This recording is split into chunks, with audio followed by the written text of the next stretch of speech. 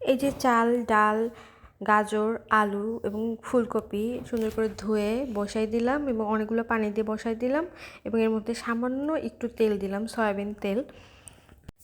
এর মধ্যে কোনো লবণ অথবা হলুদ দেই নাই। পানিটা যখন এই পর্যায়ে আসবে তখন চুলাটা অফ করে দিব, এতটুকুই রাখবো।